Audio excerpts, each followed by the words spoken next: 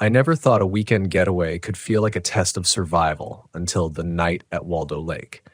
My name is Claire Hastings, I'm 32, and I've been RV camping for years, chasing the kind of quiet solitude you can't find anywhere else. I'd heard about Waldo Lake from a few old-timers at the local gear shop, whispers of its crystal clear water, the way the surrounding forest could swallow a camper whole if you weren't careful. I convinced my friend Malik to come along. We shared a love for off-grid camping, the kind where cell service dies and the only light is whatever you bring with you. I parked my old Volkswagen Westfalia near a small clearing on the west side, where the pines dipped their limbs low toward the lake, as if trying to peer into the water themselves. The first night felt serene. The lake mirrored the stars. The air smelled of damp needles and cold water, and the only sounds were the occasional splash of a fish or the whisper of the wind. By the second night, though, things began to shift in ways I couldn't immediately articulate. It started with small things, a flash of light beneath the water that seemed too rhythmic, like a pulse, a rhythm out of place in the otherwise still lake. Malik laughed it off, calling it fish or maybe reflections from the moon. But there was something off about the way it moved, almost deliberate, dipping under the surface and then surfacing in patterns that didn't belong to nature. I tried to push it out of my mind, telling myself I was overthinking, that I'd spent too much time alone in dark forests, and my imagination was simply reacting. But the forest has a way of stretching your perception, of letting your mind roam into spaces it wouldn't dare during daylight. The unease built gradually. On the third night, I woke to the sound of soft thuds around our campsite. Not falling branches, I was sure. Those have a sharper, more decisive crack. These were deliberate, slow, almost measured. I shook Malik awake, whispering urgently. But when he looked around, his laughter died halfway between skepticism and concern. "Probably a raccoon," he said, though his eyes darted over the trees in ways that suggested he wasn't entirely convinced. I stepped out of the van, flashlight in hand, heart hammering, trying to pierce the blackness. The beam of light swept across the water, catching nothing but ripples and shadows. Yet the thudding continued, as if circling us in a rhythm I couldn't predict. Sleep became impossible after that. I kept seeing brief glimmers beneath the lake's surface, not just light reflections, but shapes, something moving just under the clarity, almost waiting. By morning, the unease had thickened into a tense suspicion. Even Malik admitted the rhythm of those lights was unsettling. We decided to paddle out in the canoe, hoping to make sense of it. The water was cold and unrealistically still, at like glass overlaid on glass. As we reached the center, I caught my reflection, distorted by the water, but then another form slipped beneath the surface. A silhouette that mimicked mine, only longer, thinner, and utterly alien. My breath caught in my throat and I wanted to laugh, to rationalize it as my own shadow, but Malik's paddle stopped mid-stroke and he stared at the same spot, frozen. No rational explanation came. The lake seemed to hold its breath along with us. That night, the pattern of lights intensified. They appeared closer to shore, flickering through the shallows like lanterns held underwater, moving in ways no fish could. I tried to stay calm, telling myself to observe, to record mentally rather than react impulsively. I kept a small notebook by the van, sketching the flashes and noting the time intervals, almost scientifically, almost clinically.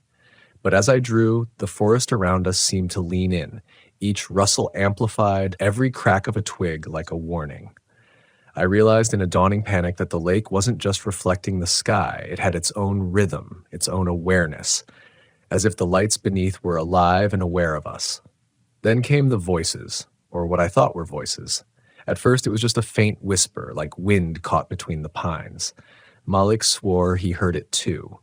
A soft, syllabic calling, indistinguishable yet insistently human. We tried to ignore it, convinced it was an auditory illusion, but it grew clearer, a pattern in the noise. Soft consonants, stretched vowels, a language I didn't recognize but felt viscerally urgent. Sleep fled completely. We took turns watching, scanning the water, the trees, the shadows cast by our lanterns. One moment, it was just light reflections and whispers. The next, we caught movements along the edge of the clearing, slender figures, too quick to identify, disappearing whenever we tried to focus on them. By the fourth night, my fear had turned into something more profound. A creeping dread that clung to my skin, made my limbs heavy, and pressed into my thoughts. I noticed small, impossible details, footprints that appeared and disappeared along the shoreline, not quite human, not quite animal, just wrong. The canoe floated in the water as if waiting, though we had tied it securely. And beneath it, those lights pulsed in unison, like a heartbeat beneath the surface, brighter and closer, responding to our movements. Malik finally admitted he was scared, really scared, which made me feel an odd kinship. Terror shared becomes almost tolerable. We debated leaving, but something rooted us, curiosity, arrogance, or perhaps the psychological grip of the lake itself. That night, I made a choice. I grabbed my flashlight and a small waterproof bag, told Malik to stay behind in the van, and waded into the lake. The cold water shocked my legs, made my heart pound in a rhythm that almost matched the lights beneath. Every step forward, the pulses seemed to swirl around me, like they were guiding me. And then I saw it, a figure, or something shaped like a figure, made entirely of flickering bioluminescent light. It hovered, motionless, only a few feet below the surface, staring up at me with no eyes, only a shimmer that felt intelligent. My rational mind screamed that I should retreat, that it was impossible, that nothing in the world could behave like this. But a strange calm washed over me, a surreal clarity. I realized then that fear wasn't the absence of courage, but the presence of recognition, that this lake held secrets, and to survive, I needed to respect them. I stepped back, slowly, carefully, and the lights retreated deeper, spiraling down into the lake's opaque depths. When I returned to the van, Malik's relief was palpable, but unspoken. Neither of us spoke much for the rest of the night, the forest and the lake settling into a heavy silence. In the morning, we packed up with deliberate care, taking one last look at the water's surface. It shimmered with normalcy, reflecting the dawn like nothing had happened, but I could feel the lake's pulse in my chest, a memory that wouldn't fade. Driving away, the forest's edge shrinking behind us, I realized that some encounters aren't meant to be explained. They're meant to be survived, understood in the quiet spaces where fear teaches you vigilance, humility, and respect. Even now, I think about Waldo Lake, about the lights beneath, and the sensation of being watched, studied, acknowledged by something beyond comprehension. I don't know what it was, or if it even could be understood by human logic. But I know this. It changed the way I camp, the way I trust my instincts, and the way I perceive the quiet dangers lurking beneath serene surfaces. Some nights when I close my eyes, I can still see the faint pulse beneath the water, reminding me that solitude can be a teacher and that fear, when faced, can become a strange kind of clarity. I thought leaving Waldo Lake behind would mean leaving the fear behind, but some things don't stay where you last saw them. A few weeks after that trip, I found myself restless, replaying every ripple of light, every impossible whisper in the pines. It wasn't curiosity this time. I think I was drawn by something else, an unresolved pull that gnawed at my mind. That's when I convinced my colleague Elena to join me for a short solo trip back to the same stretch of forest. I told her it would be therapeutic, a reset from city life, a chance to reconnect with nature. She was hesitant at first. Something in my tone must have betrayed the memory I hadn't shared. But eventually, curiosity won. Elena's calm confidence was a counterbalance to my jittery instincts, though I would soon realize that even her presence could not shield us from what waited beneath the lake's glassy surface. We arrived late afternoon, the sun low and fiery between the pines. The lake looked innocuous, even welcoming, its surface calm, reflecting the sky as if it had forgotten the previous chaos. We set up my Volkswagen near the same clearing, and for a few hours, I almost convinced myself it had all been in my mind. Elena laughed as I fussed over the camp setup, organized our supplies, and double-checked the canoe. Her voice was grounding, human, the ordinary cutting through the residual unease. But as dusk settled, a strange sensation crept over me, like standing too close to a sleeping predator. The forest seemed to hold its breath, the wind soft, almost reverent, and the lake, impossibly still, glimmered with something deeper than mere reflection. I wanted to tell myself it was just anticipation, that my imagination was drawing out memories, but my instincts screamed otherwise. Night arrived faster than expected. We had just finished a small dinner of canned soup and bread when the lights began again, faint and flickering beneath the water. This time, they weren't subtle. They moved in coordinated patterns, spiraling outward, almost like a signal. Elena saw them immediately. "Claire, what is that?" she whispered, eyes wide.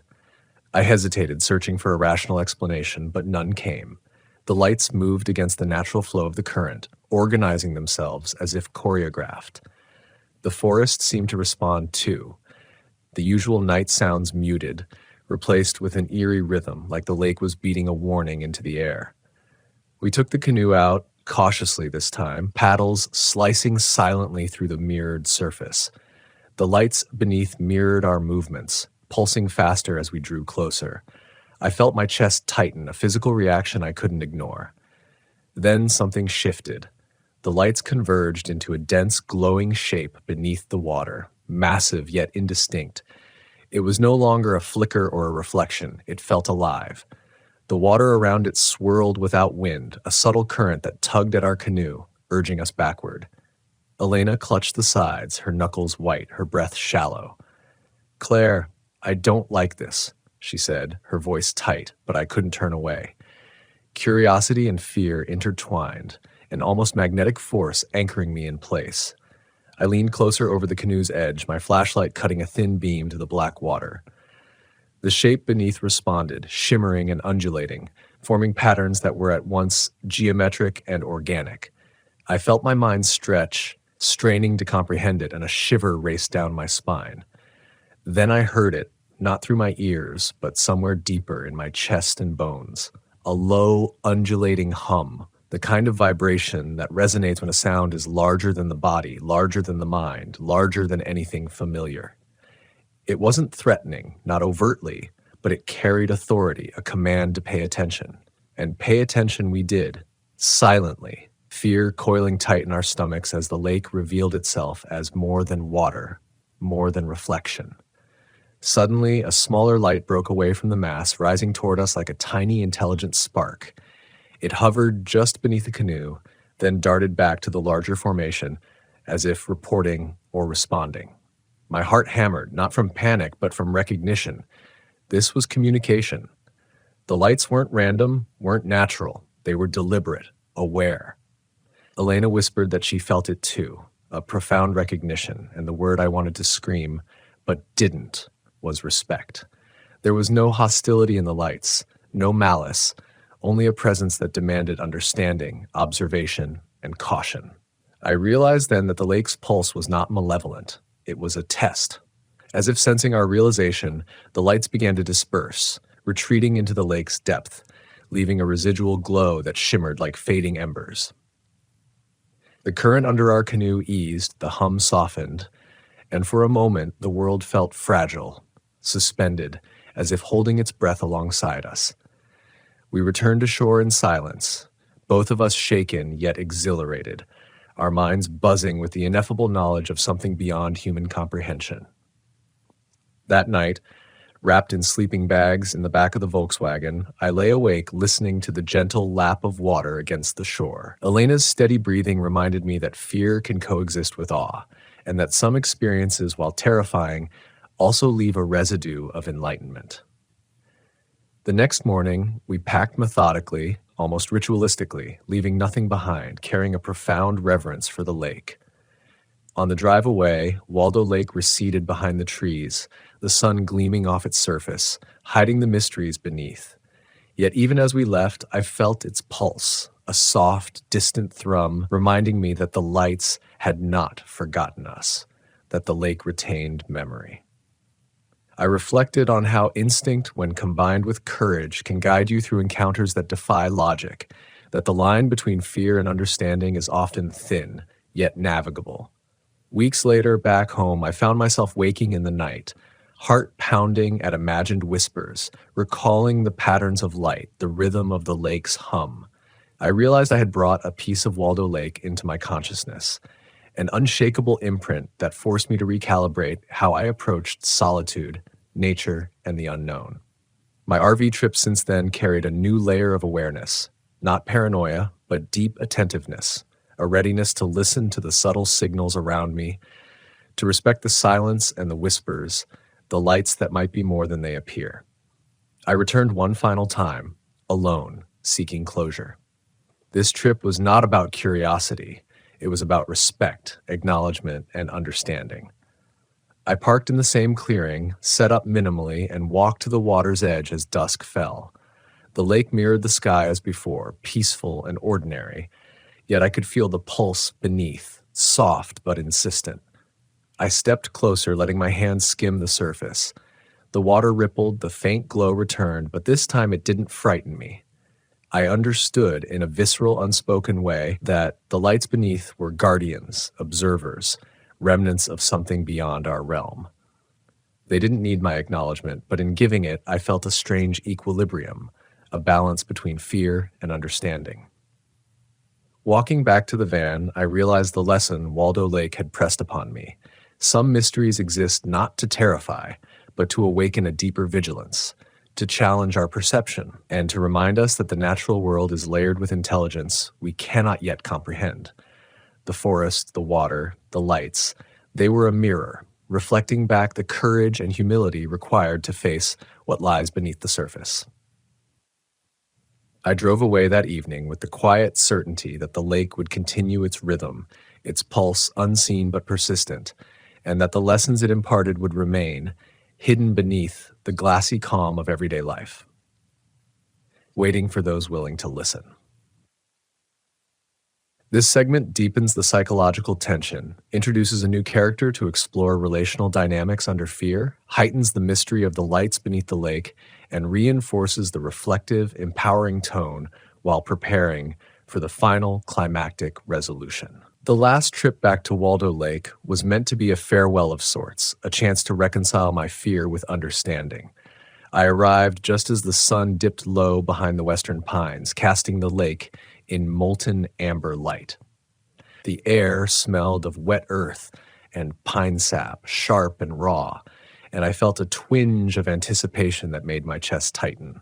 My name is Jordan Matthews, 29, and I had been drawn here not just by curiosity, but by the lingering echo of memories from friends who had seen things they couldn't explain. Alone, I approached the shore cautiously, every step on the soft moss and pine needles a reminder of the delicate boundary between observation and intrusion. The water was calm, almost unnervingly so, reflecting the fading light as if nothing had ever happened here. And yet, the lake's pulse was unmistakable beneath the surface, subtle but persistent, a quiet heartbeat that I could feel pressing through the soles of my boots. I carried a small waterproof notebook, but this time I did not attempt to document or rationalize. I simply watched, letting the calm of the evening settle around me like a heavy shawl, aware that Waldo Lake demanded patience, attention, and respect. As darkness crept in, the first faint glimmers of light appeared beneath the surface, shy and tentative at first, then more pronounced, moving in deliberate, sinuous patterns. I stepped into the canoe, careful not to disturb the water more than necessary. The lights responded immediately, pulsing faster as I floated toward the center of the lake. A hum vibrated in my chest, resonant and low, like an organ note played in the earth itself. I had learned to listen without fear, to observe without intrusion, and that mindfulness brought clarity I had never expected. The light beneath coalesced into forms, shapes that hinted at familiar figures, yet not fully human, their movements both graceful and purposeful. My breath caught, not from terror this time, but from awe. I realized that the lake was not hostile. It was an ancient intelligence, a presence that existed outside our perception of time and reason, waiting for acknowledgement rather than provocation. Suddenly, a stream of lights arced upward, breaking the water's surface and hovering briefly in the air before sinking again. It felt like a greeting, a recognition of my willingness to approach without fear.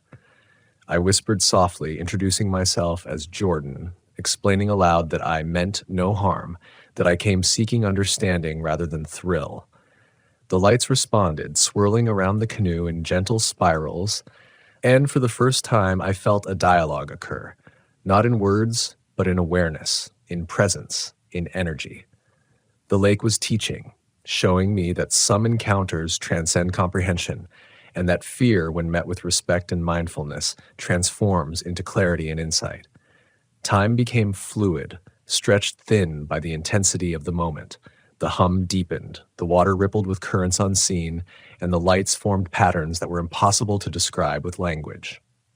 Yet I understood them intuitively, a rhythm of life, awareness, and observation that spanned far beyond human experience.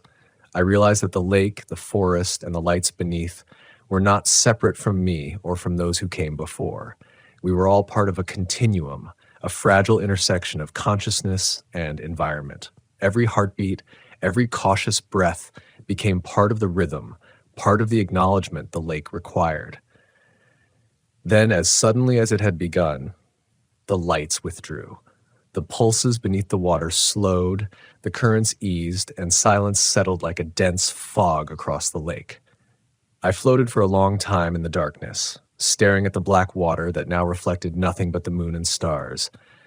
I felt a profound sense of gratitude and humility, a recognition that the world held wonders beyond the scope of fear, beyond the reach of rational explanation. The lights were gone, but their presence remained, an indelible memory carved into my awareness. I drifted back to shore, careful, deliberate, and once my feet touched solid ground, I bowed slightly, not in ceremony, but in acknowledgement of the experience that had reshaped my perception of solitude, fear, and respect. Packing up the Volkswagen for the final time, I felt the forest and lake watching, not menacingly, but expectantly, aware of the lessons learned. Every item was stowed, every trace of our presence removed, as if honoring an unspoken contract. The drive away was quiet, reflective. The road wound through pine-dense hills, the lake a distant shimmer through the trees. I understood then that the encounter at Waldo Lake had altered more than my approach to camping. It had changed my approach to life, to attention, and to the delicate balance between courage and humility. The pulse beneath the surface, though unseen, would remain, a reminder that vigilance, respect, and presence are as vital as any map, compass, or survival skill. In the days and weeks that followed, I noticed changes in myself. I became more attentive to subtle cues in the wilderness, a whisper in the wind, a pattern of ripples in a stream, a flicker of movement that might otherwise have gone unnoticed. Fear was no longer a signal to retreat, but a guidepost, a way to heighten awareness and deepen understanding. I spoke often with Malik, Elena, and friends who had witnessed parts of what I had seen, and we shared a quiet consensus.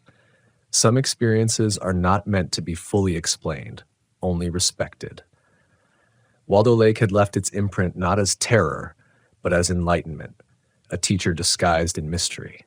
Even now, years later, I can close my eyes and see the faint glow beneath the water, hear the distant hum that vibrated through my chest, and feel the same pulse in my own body. It reminds me that fear is not merely a response to danger, but a tool for perception, a signal of awareness, and a bridge to understanding. The lights beneath Waldo Lake were never malevolent. They were a mirror, a challenge, a revelation. And I learned that true courage is not the absence of fear, but the willingness to confront it with respect, mindfulness, and humility. The lake has a rhythm all its own, a pulse that exists regardless of who watches or who leaves. And though I have departed its shores for the last time, I carry that rhythm with me. The awareness that the world holds deeper layers than we can comprehend, and that even in solitude, in darkness, in fear, there is opportunity for connection, understanding, and transformation.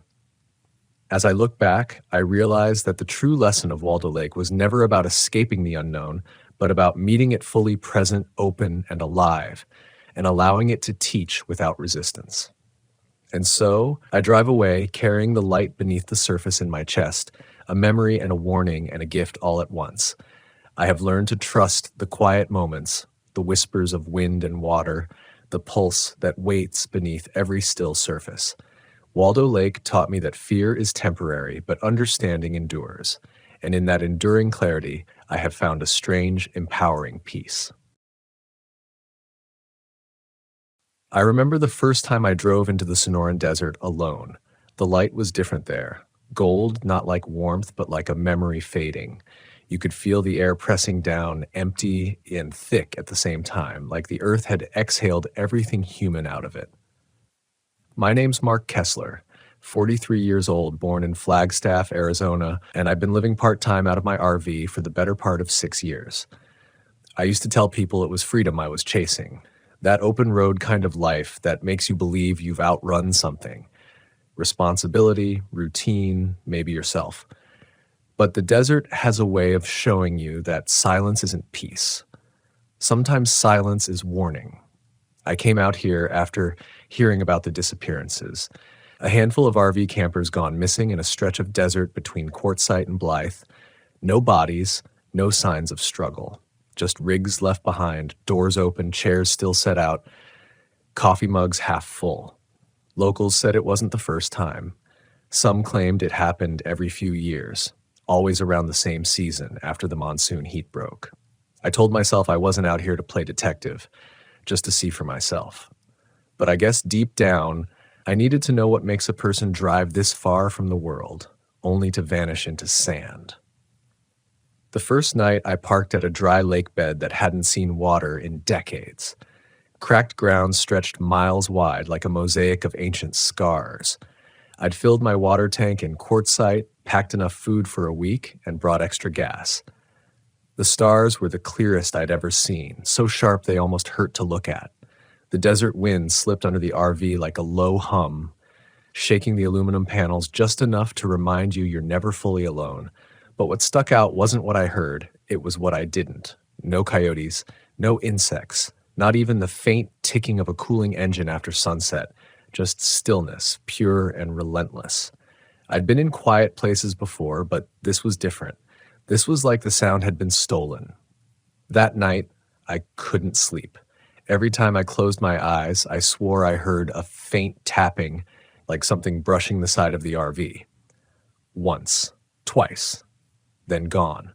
I checked twice, flashlight in hand, walking the perimeter barefoot in the dust. Nothing. Not even footprints. The kind of nothing that makes you question your own ears. By morning, the horizon had that strange mirage shimmer that makes the world look like it's breathing. I followed a dirt track further south where the sand turned pale and the saguaro grew thinner, almost skeletal. Around noon, I found the first abandoned RV. It was tilted slightly, one tire sunken halfway into the crust.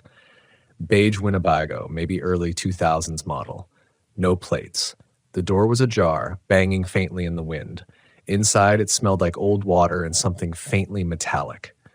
The table was still set. 2 plates, 1 knife, 1 fork. No food, but a faint coffee stain ring marked the counter. It looked like the owners had just stepped out for a moment, maybe to stretch their legs, and never came back. I found a phone on the dashboard, dead battery, no SIM, a pair of sunglasses left on the driver's seat, a folded map of Arizona, a lighter, but no keys. The strangest thing, though, was the sand. Fine, gray dust covering everything inside the RV, except for one clean handprint on the window, as if someone had wiped it from the outside, looking in. I backed out slowly, leaving everything the way it was. The silence around the rig felt heavier now, like it was waiting for me to do something. Say something. I didn't. I just got back in my van, locked the doors, and drove off without turning on the radio. That night, I set up camp 5 miles away. I told myself distance made a difference, that whatever weirdness had soaked into that place couldn't follow through dunes and miles of dry earth. But the silence did. It clung to the air like static. Just after midnight, my dog, Casey, a 9-year-old husky mix, started growling low in her throat. Not barking, just staring at the window by the kitchenette, ears pinned back. I switched off the lights and waited.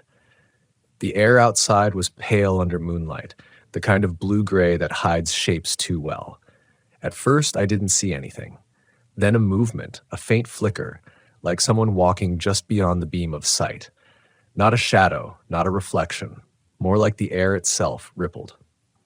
I opened the window, expecting to hear footsteps, breathing, something, but there was nothing, not even the wind, just that unbroken hush again. The next morning, there were tracks near the van, not human, not animal either. Circular impressions, evenly spaced, leading toward the mountains to the west, then stopping abruptly as if whatever made them just vanished. I followed them halfway across the flat until heat shimmer blurred the line between ground and sky. When I looked back, my RV looked impossibly far away. That's when I realized something that still chills me. The tracks didn't start anywhere. There was no beginning. They just appeared, mid-desert. That evening, I met the only other person I'd see the whole trip. A man in his 60s, leathery skin, wearing a faded ranger cap. He was sitting by an old Jeep at a dry creek bed smoking a cigar. He waved me over, and I parked nearby. "Don't see too many campers this far in," he said, voice gravelly. "You alone?" "Yeah," I said. "You a ranger out here?" He laughed, a short, dry sound. "Used to be. They shut this section down years ago. Too many folks missing. Now I just come back to make sure nobody else gets clever." He nodded toward the horizon, where the sun was dying behind a curtain of dust. "You see anything strange last night?" I hesitated, then told him about the abandoned RV, the handprint, the tracks. He listened without interrupting, just chewing on that cigar, that eyes locked on the fading light. "Don't follow the silence," he said finally. "It's older than the desert. Once you start listening for it, it listens back." I asked what he meant, but he didn't answer. Just stood up, tossed the cigar into the sand, and got into his Jeep. He drove off without headlights, vanishing down the cracked road until the dust swallowed him whole. That night, the silence came alive. At first, it was like the air thickened, pressing into the RV walls. Then the faint hum, like distant power lines, started outside, rising and falling, rhythmic, almost breathing. My lights flickered once. Then again, Casey whined and crawled under the bed. The sound grew louder until it wasn't a hum anymore. It was words, whispered but wrong, too deep, too many at once. They said my name, not shouted, not spoken, whispered in perfect unison from all directions. I froze. My throat locked. I couldn't tell if I was dreaming or if the air itself was shaping those sounds. I gripped the steering wheel, engine off, lights off, not breathing. Outside, I saw it, the same shimmer as before, moving around the RV like heat mirage. Except this time, it wasn't aimless. It was circling. And in the middle of that shimmering air, I saw the faint outline of an RV door hanging open, one I hadn't parked near. I realized then I wasn't parked where I thought I was. Something had moved me. When I stepped outside, the air wasn't just cold. It felt stripped of oxygen, thin and metallic. My boots sank half an inch into the dust, even though it had been packed firm when I'd parked. The stars above seemed sharper, closer, like they were leaning down to watch. My RV stood there, lights flickering faintly from the inside, even though I hadn't turned them on. Then I noticed something else, the tire tracks. They didn't match the direction I'd arrived from. My own RV had been rotated, shifted a few degrees east. The desert doesn't do that. Not without help, not without someone or something touching it. Casey was whimpering from inside. I turned back to calm her, but before I reached the door, a faint echo carried across the flats. It wasn't wind, it was the creak of a door, metal on metal, slow, deliberate. I turned toward the sound and saw it again. That pale shimmer, maybe 200 yards away, like someone had built an invisible wall that bent the air. There was a shape inside it, a rectangular silhouette, ghost pale against the darkness. It looked like another RV. Every part of me wanted to walk toward it. I can't explain why. Curiosity isn't the right word. It was more like the desert itself pulling me forward. A pressure behind the eyes, a kind of gentle, magnetic compulsion that felt like being remembered by something ancient. I took 10 steps before my brain caught up to my body. The shimmer pulsed once, like heat off asphalt. Then something moved behind it, a tall figure, maybe 6 feet, shoulders narrow, limbs wrong. Too long.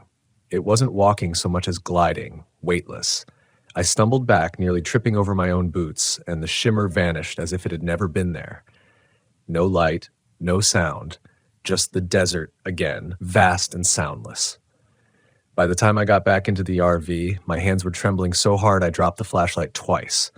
I locked the doors, every latch, every hinge, then sat in the driver's seat with the keys clenched so tight the metal cut into my palm. The hum outside didn't return, but something new replaced it.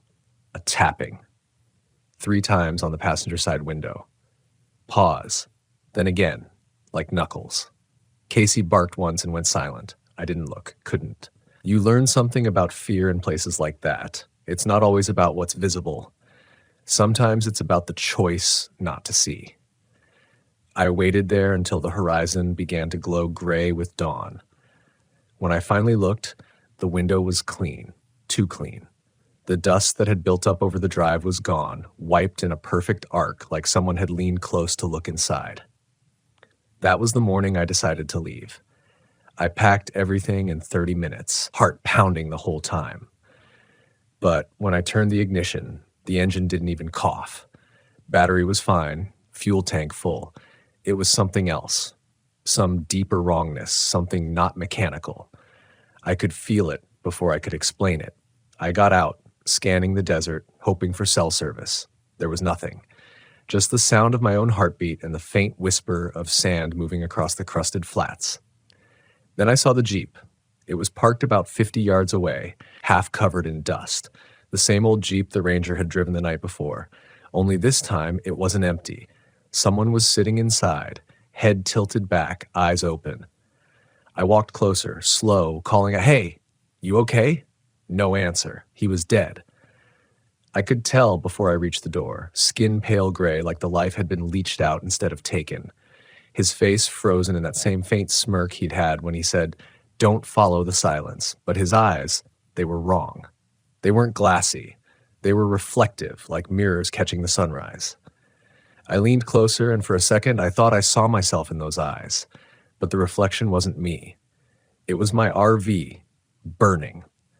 I stepped back so fast I slipped on the sand. The Jeep door creaked, barely moving, and a faint trail of dust lifted from his sleeve and drifted into the air like he was dissolving. That's when I ran.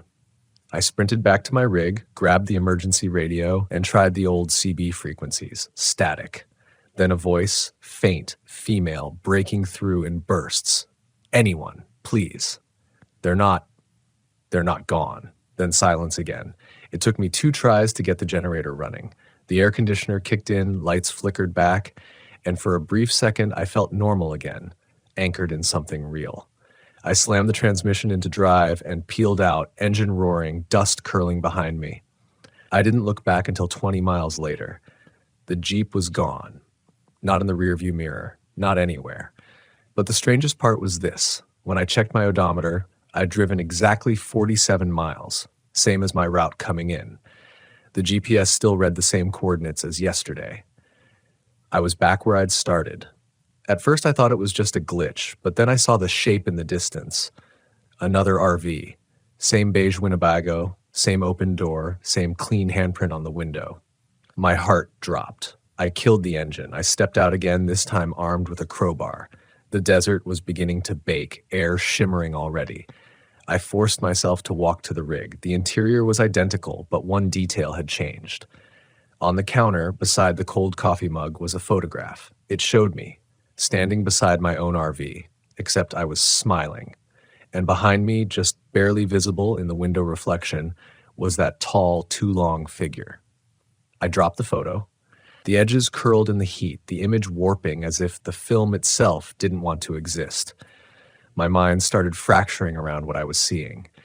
If the desert was feeding me visions, it was too precise, too personal. It knew me. That's when I understood what the ranger meant. Once you start listening for the silence, it listens back. The desert wasn't empty, it was echo. A living void that repeated what entered it, reshaping it until you couldn't tell what was yours and what was reflection. Maybe that's what happened to the missing campers. Maybe they weren't taken. Maybe they were answered. By the time I got back to my RV, my dog was gone. The back door was cracked open an inch, no footprints, no drag marks, just a trail of disturbed dust leading away into nothing. I called her name until my throat tore, but the sound died too quickly, like it hit a wall a few feet out. The desert wouldn't carry it. Hours passed before I noticed the sun hadn't moved. It hung frozen above the ridge, glowing a dull orange that never faded. Time wasn't moving right. Or maybe I wasn't. Then the tapping came again, only this time it was from inside the walls. It started near the kitchenette, then shifted toward the bathroom, light and rhythmic, like someone drumming their fingers from the other side of the aluminum shell. I backed toward the driver's seat, flashlight shaking in my hand, every breath loud enough to hear. The tapping stopped, then came a whisper, right behind my ear. Mark. The voice was my own. The sound of my own name, spoken in my own voice, froze me so completely that I forgot how to breathe. It wasn't possible, yet it wasn't an echo either. I could feel the air shift when it said it, like something real had moved close enough to disturb the thin space between skin and air.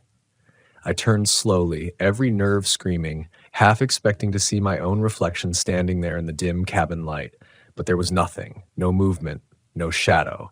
Just the hollow interior of the RV, the pale counters, the flicker of the overhead bulb, the silent desert pressing at the windows. Mark. This time, it came from behind the bathroom door. My dog's leash was still hanging on the handle, swaying gently as if it had been touched. I forced the door open. Empty. The mirror above the sink was fogged, like someone had breathed on it recently. I wiped it with my sleeve, and for a second I saw something move behind me in the reflection, a tall blur gliding past the hallway. When I spun around, there was only air. That was when I realized it wasn't outside anymore. Whatever had been following me through the desert had found a way in. I scrambled for the ignition again, praying the engine would finally catch, and this time it did. The roar of the motor was almost a relief. A fragile piece of normalcy in the middle of madness. I drove blindly, headlights slicing through the dust, the GPS spinning nonsense coordinates. The world around me blurred into endless beige and black, but the whispers didn't fade. They grew louder, layered. Not just my own voice anymore, but others, male, female, old, young, all speaking at once, tangled and broken like an AM radio stuck between stations. I couldn't make out words at first, only rhythm. Then fragments started to form. Turn back. Stay. They're waiting. You were here before. I screamed at the windshield, at the nothingness ahead. Stop. Stop talking. The voices obeyed. Instantly. The silence that followed was worse. It was like the world itself stopped breathing. My headlights illuminated a field of stones, each one perfectly circular, arranged in spirals so large they vanished into the horizon. I slowed down, drawn by the symmetry of it, until my tires crunched against the outer ring. That's when I saw them. RV roofs, dozens of them scattered across the dunes, some upright, some tilted, some half-buried, all silent. I cut the engine and listened, and for the first time, the silence didn't feel empty. It felt crowded. I stepped out. The air pulsed faintly, like sound trapped beneath sand. I walked toward the nearest RV, a white coachman, door hanging off its hinges. Inside, the walls were covered with photographs, hundreds of them, some sun-bleached, some new, families smiling beside their campers, couples at sunsets, lone travelers with beer cans and folding chairs. But they all had one thing in common. Every person's eyes were gone. Not scratched out, not burned, just missing. My throat closed. I turned to leave and saw my own face among them. A recent picture, taken from behind my RV under the same sky I'd parked beneath last night. In my photo, I wasn't smiling this time. I was staring directly at the camera, eyes black pits. I stumbled out gasping, the taste of dust sharp in my mouth. The horizon wavered like a mirage again, and for a second I thought I saw figures standing between the rigs, tall, elongated silhouettes, motionless, watching. They weren't human. They were outlines carved into the stillness itself. Then I heard Casey. A single bark, faint but real. It came from the center of the spiral. I ran. Sand kicked up in gray clouds around my boots, the heat searing the air even though the sun had dimmed to an amber haze. Every step felt heavier, like gravity thickened the closer I got. The spirals of stone grew smaller, tighter, like a maze closing around me. And then I saw her, Casey, standing perfectly still beside a half-buried RV door. She didn't run to me, didn't move at all. Her eyes were fixed on the horizon, and her fur shimmered slightly, the way heat bends the air. I called her name. She didn't blink. I took one step closer, and she vanished. No movement, no sound, just gone. In her place was the reflection of the sky, not above me, beneath me. The sand had turned glass smooth, reflecting everything upside down. My own figure looked wrong in it, stretched, distorted. I crouched down, squinting, and realized the reflection wasn't mirroring me exactly. It was smiling. That broke me. I ran back the way I came, lungs burning, every muscle screaming to get out of that spiral. But no matter which way I turned, I kept ending up back at the same spot. The buried door, the glass sand, the reflection grinning up at me like it knew what I'd do next. Then a voice, close enough to feel on my neck. "You never left, Mark." I spun around and saw the ranger. Or what was left of him. His face was wrong, skin too tight, features melted into a half-human mask, but his hat was the same. His body flickered slightly, like light seen through water. "They don't vanish," he said. His voice layered over itself, echoing faintly, like a recording on repeat. "They become part of it." "Part of what?" I shouted. He pointed behind me.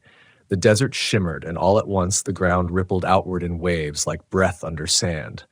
Every buried RV began to hum, low and steady, vibrating as if something enormous moved beneath them. The air itself thickened, swallowing sound, until the hum became a single note that lived in my bones.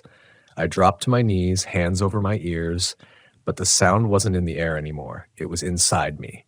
It was my heartbeat syncing with something ancient, vast, and alive beneath the surface. The ranger's voice wavered through it. "This is the silence you came looking for." And then I understood. The desert wasn't taking people. It was absorbing them. Every RV left behind, every missing traveler, every whisper that filled the air. They weren't gone. They'd become echoes, fused with the land, repeating endlessly in the stillness. I felt the pull in my chest, that same magnetic pressure I'd felt when I first saw the shimmer, the same compulsion to step forward, to surrender. The hum rose higher, vibrating through my teeth, behind my eyes until I couldn't tell where I ended, and it began. Then, through the blur of sand and sound, I saw movement again. Dozens of shapes, human silhouettes, shimmering in the heat, walking slowly toward me from every direction. Their faces were blank, their steps silent. I knew them instantly. Every one of them was me. Different clothes, different ages, different versions, but me. They circled around, hands outstretched, eyes hollow but knowing, and in every one of their palms I saw a photograph. The same one I'd found earlier. Me beside my RV, smiling under a dying sky. The ground cracked beneath my knees. The air grew heavy with static. My ears rang and I realized the hum had stopped. The silence was back. Pure, eternal, absolute. And in that silence, something inside me whispered. Not a word, but an understanding. You can't solve silence, you can only join it. I don't remember blacking out. One moment I was on my knees in that spiral of stone, surrounded by versions of myself, and the next, I was inside my RV again. The hum was gone. The light outside had turned strange, gray, neither dawn nor dusk. My skin was coated in a fine film of sand that glittered faintly under the cabin lights. Everything felt rearranged. The air smelled different, metallic and dry, as if I were breathing through an old radio. My hands trembled when I reached for the window latch, and when I looked outside, I realized I wasn't parked in the same place anymore. The spirals were gone. The field of buried RVs, gone. Now there were tire tracks stretching out into the distance, hundreds of them, twisting like veins across the desert floor. For a moment, I thought maybe I'd hallucinated everything. That dehydration, fear, and isolation had built a nightmare from the silence. I even laughed, just once, a dry sound that didn't feel real in my throat. But when I checked the mirror above the sink, I stopped breathing. My reflection blinked a second too late. I backed away so fast I hit the counter. My heart was hammering, adrenaline kicking in again. This isn't real, I whispered to myself, but the reflection moved closer, leaning forward even though I hadn't, and in the corner of its mouth, I saw it, a small gray smile, widening just slightly. Then it spoke.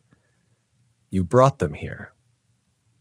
I stumbled out the door, gasping for air, desperate to get away from the RV, from the mirror, from the voice that sounded like mine but wasn't. The horizon glowed faintly red, as if the sun were trapped behind a wall of dust, and far off in that haze I saw the faint outline of another person, walking. It was a woman, barefoot, her hair tangled and gray with dust. She was carrying something in her arms. I ran toward her, half from hope, half from instinct. As I got closer, I realized she was murmuring softly, over and over the same line, "They never stopped moving." Her eyes found mine, and she smiled, wide and cracked.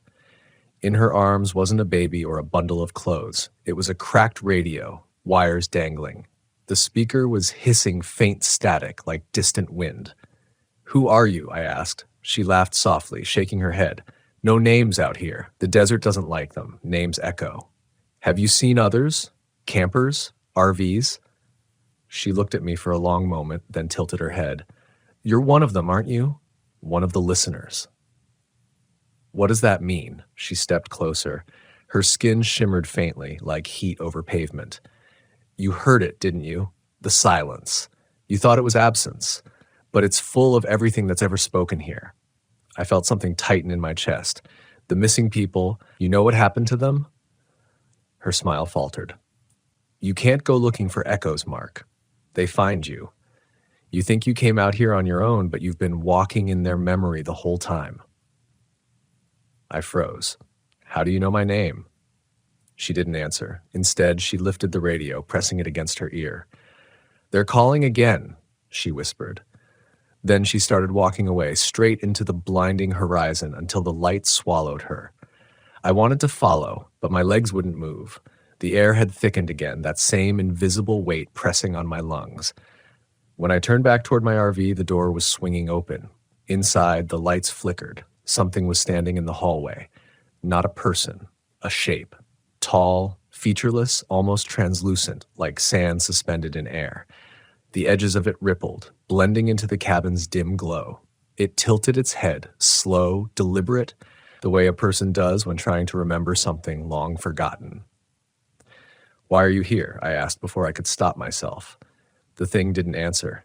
It just moved closer, soundlessly, until it stood inches from me. I could feel a vibration coming off it, not heat, not cold, but a kind of resonance that rattled through bone. Then I heard them again, the whispers. Hundreds of them. They weren't coming from outside anymore. They were inside my head. "Stay. Listen. Join." I staggered backward, slamming the door shut, but the whispers only grew louder. The lights flared white, then went out completely. For a heartbeat, I was in absolute darkness. Then, faintly across the black, came the sound of an engine starting.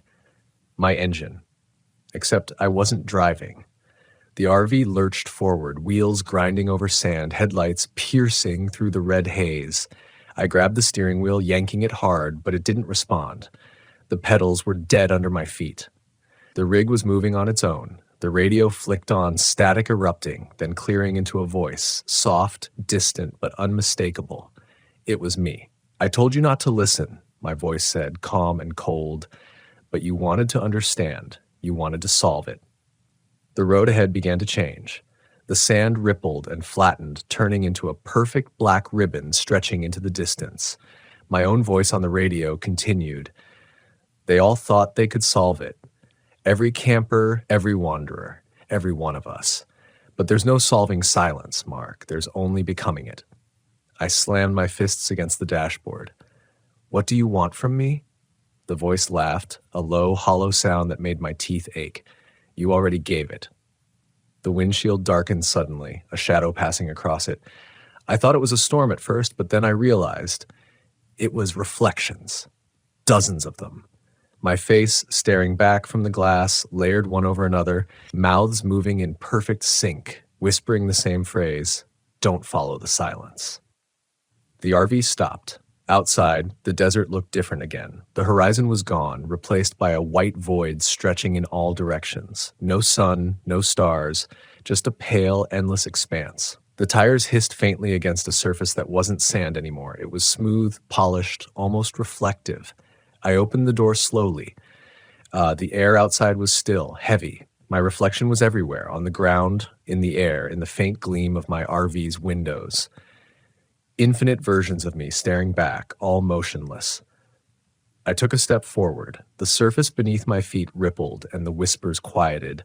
For a moment, there was only my breathing and something else, faint but familiar, the sound of a dog barking. Casey. It came from somewhere below me, muffled, distant, like from under the glass. I dropped to my knees and pressed my palms against the surface. The moment I did, I saw her. She was underneath, running, tail wagging, tongue out, alive.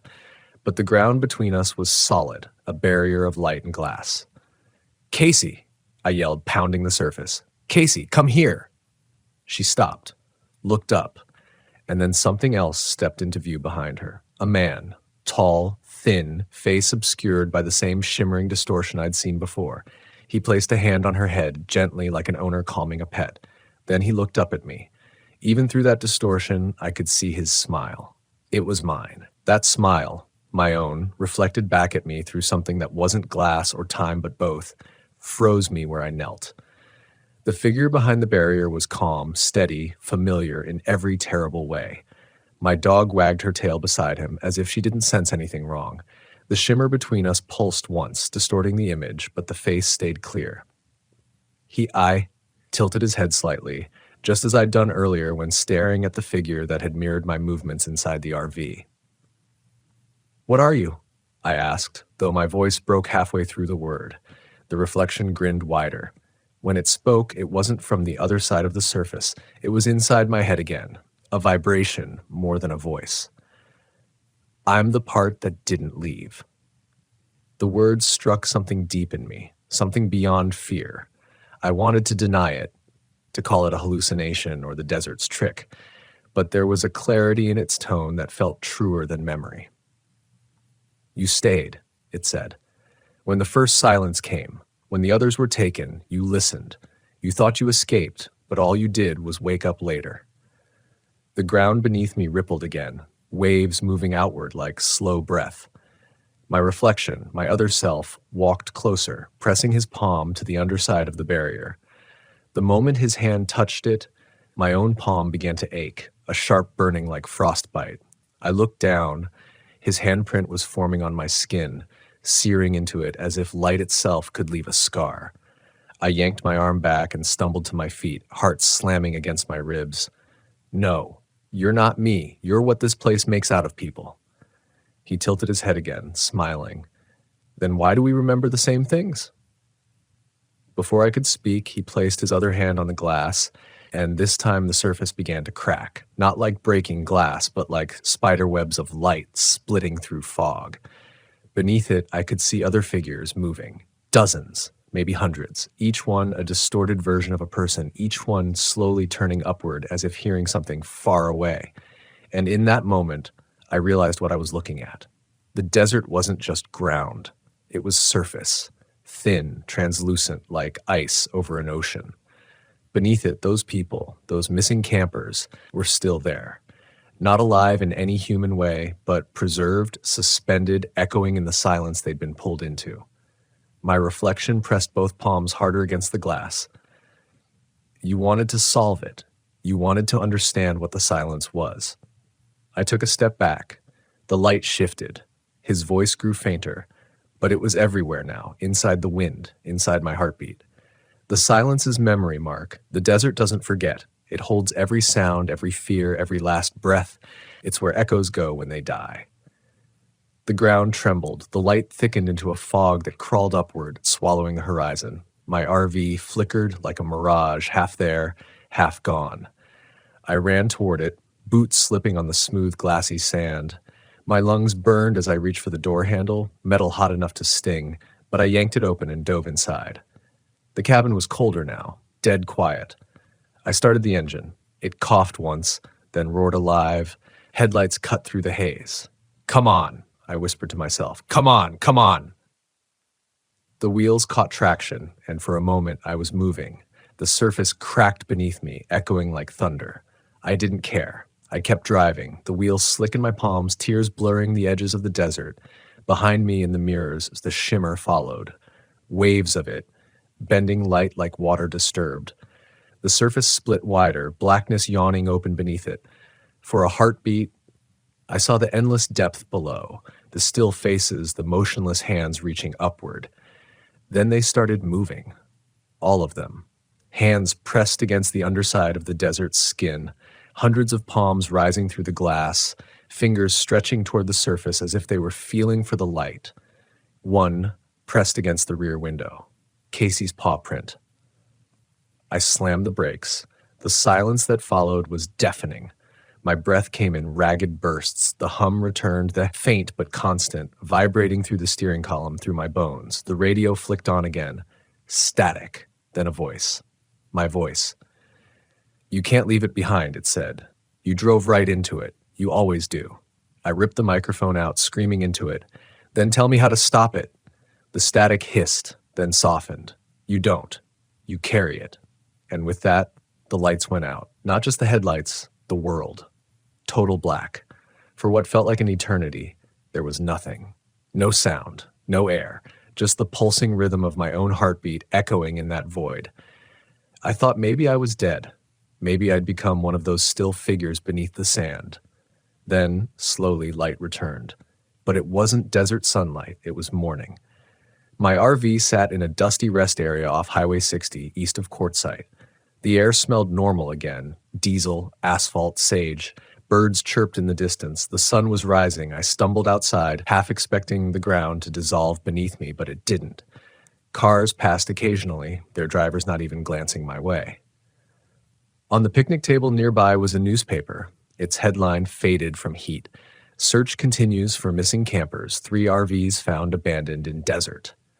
The photo beneath it stopped me cold. The RVs in the picture were the same ones I'd seen, and behind them, barely visible in the distance, was a figure standing alone. The caption didn't mention him, but I knew that shape, the stance, the hat, the ranger. I folded the paper slowly, my hands shaking, and placed it back where I'd found it. My reflection in the window caught my eye again, and this time I didn't look away. The sun glared off the glass, and for a brief second I saw him standing behind me, my other self, smiling. I blinked, and he was gone. I told myself it was over, that I'd escaped whatever that place was, that I was lucky to be alive. But when I started driving again, the silence followed. Not the absence of sound, the presence of it. The kind that fills the space between your breaths, the kind that waits. Sometimes at night, parked somewhere off an empty stretch of highway, I catch myself turning off the radio, killing the generator, and listening. Just listening.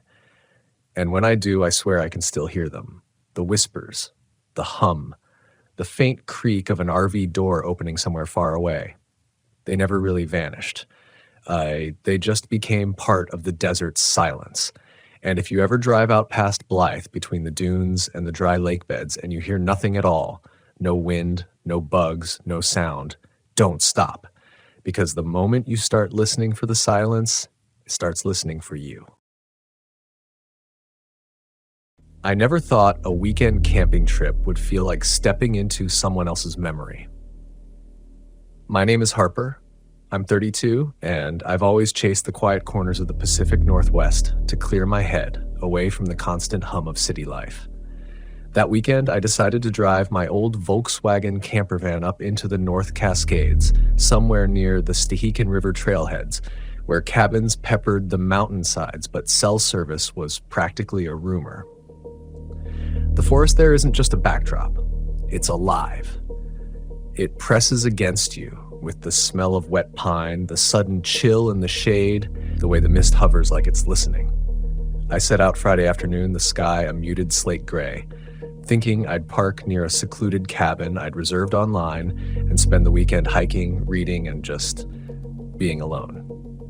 That night, as I pulled into the dirt lot where the trail began, I could hear the river muttering below and the faint, rhythmic tapping of branches swaying in the wind.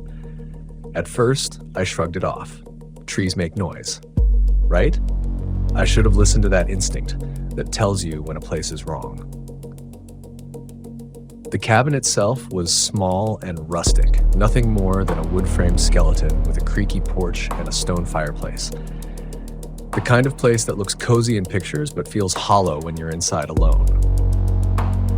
I unpacked my gear, the sound of the van door echoing against the trees, and tried to settle in. That's when I noticed it.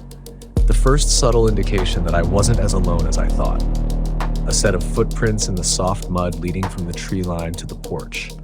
Fresh, human-sized. They stopped right at the edge of the cabin steps.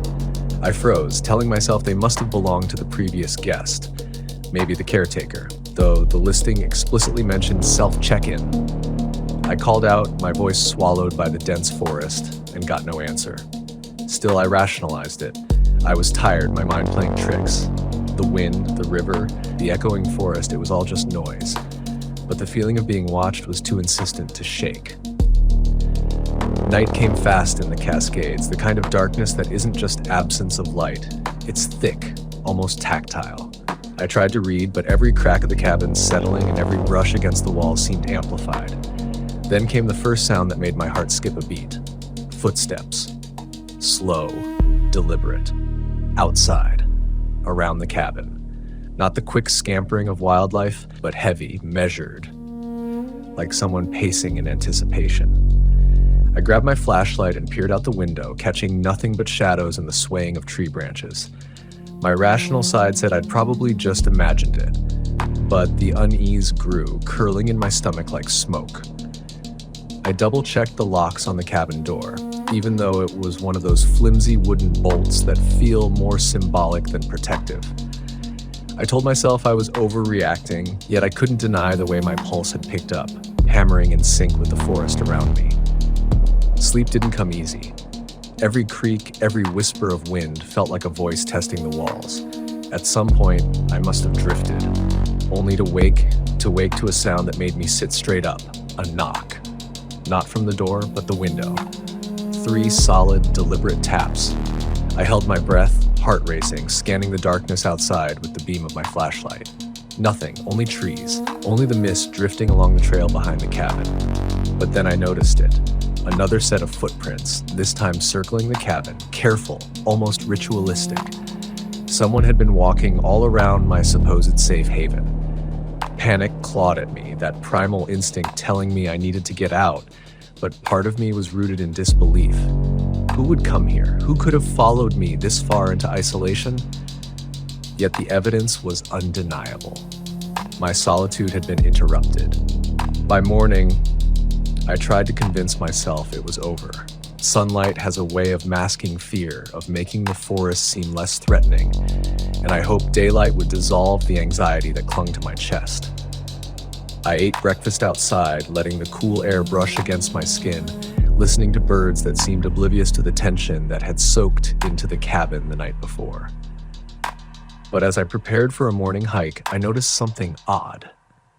The path leading to the river, which I had scouted the previous day, now bore fresh footprints, smaller than mine, yet unmistakably human.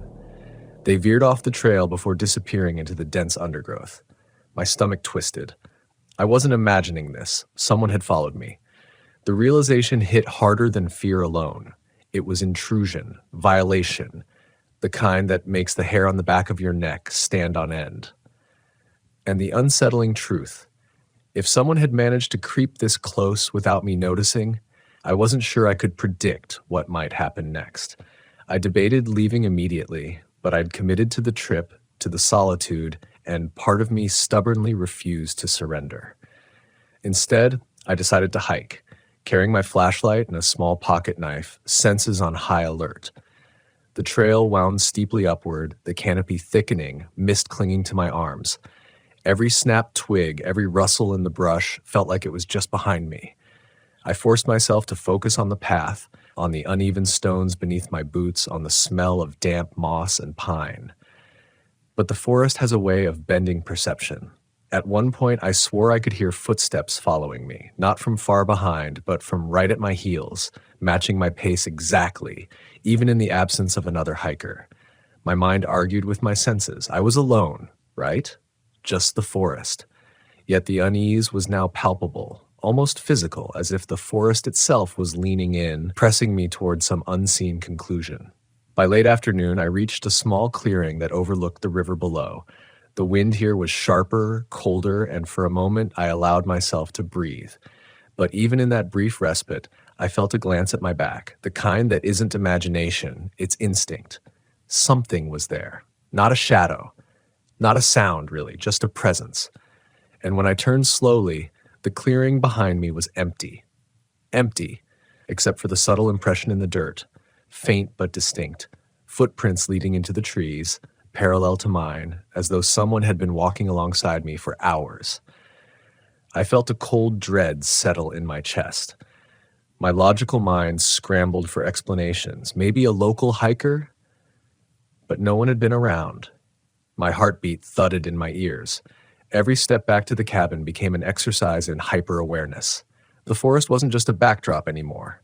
It was a living observer, and I couldn't shake the sense that whatever had followed me that day wasn't planning to leave anytime soon. The sun dipped lower, casting long skeletal shadows across the trail as I made my way back to the cabin. The forest seemed to tighten around me, every tree and bush pressing closer, filling my peripheral vision with shifting shapes that could have been anything, or anyone. I kept my flashlight in hand, even though there was still enough daylight to see.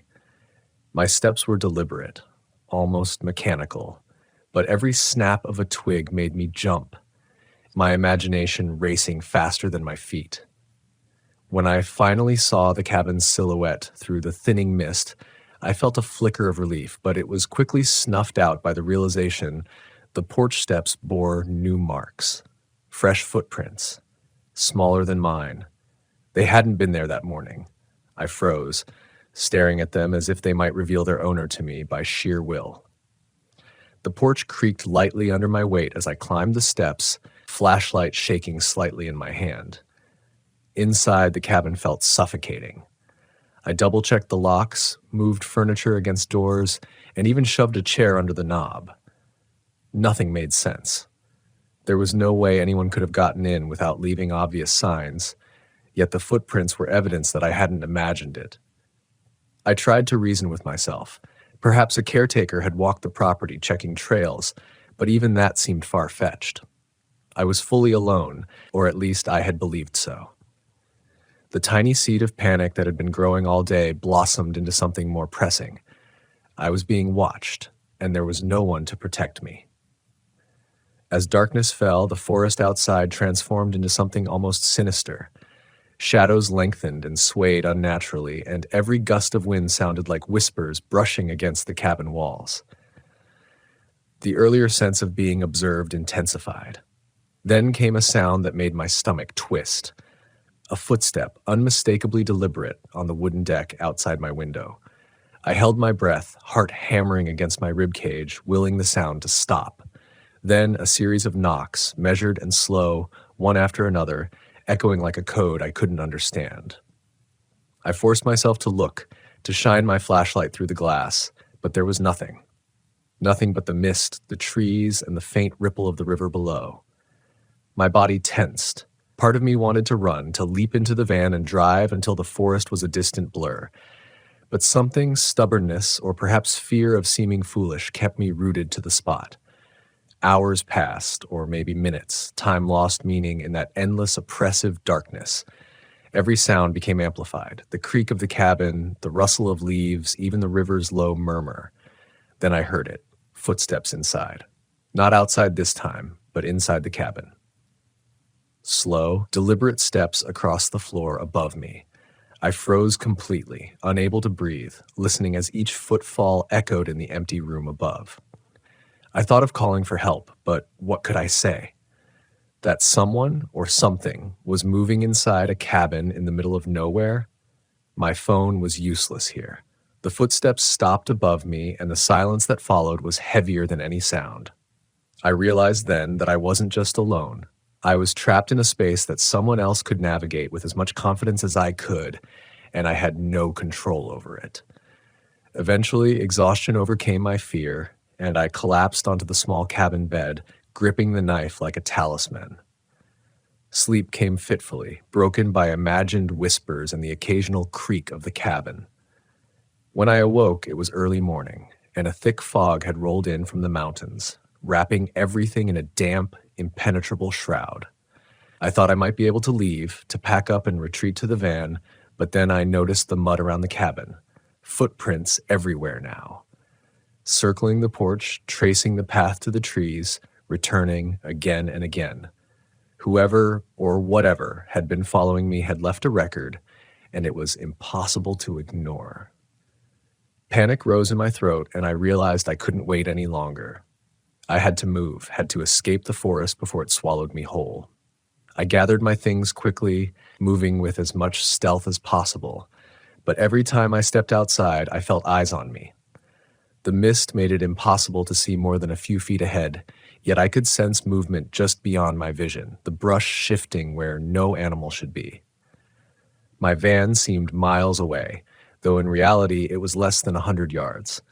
I jumped at every crack, every snap of a twig, every brush of wind, and then I heard it, the sound of footsteps behind me, matching my pace. Not rushing, not running, just walking, persistent, calm. I forced myself not to look, not to panic. My mind screamed at me to run, to fight, to get anywhere but here. But I kept moving steadily, inch by inch, until I finally saw the familiar shape of the van through the fog. Relief surged, and I ran the last few steps, heart pounding violently in my chest, throwing the door open and climbing inside. I locked the doors, started the engine, and drove without looking back. The forest receded in my rearview mirror, still silent, still watching, yet impossible to see clearly through the mist. I didn't stop until I reached a highway far from the cabin trail, where the lights of civilization felt almost violent after the oppressive isolation. Even then, my mind refused to rest. The memory of the footsteps, the knocks, the footprints circling the cabin replayed over and over. I realized then that the forest wasn't just a backdrop for fear. It was an active participant, a mirror reflecting the tension and instinct I had tried to suppress. It had forced me to confront my own denial, my stubbornness, and the fragile illusion of safety I carried with me everywhere.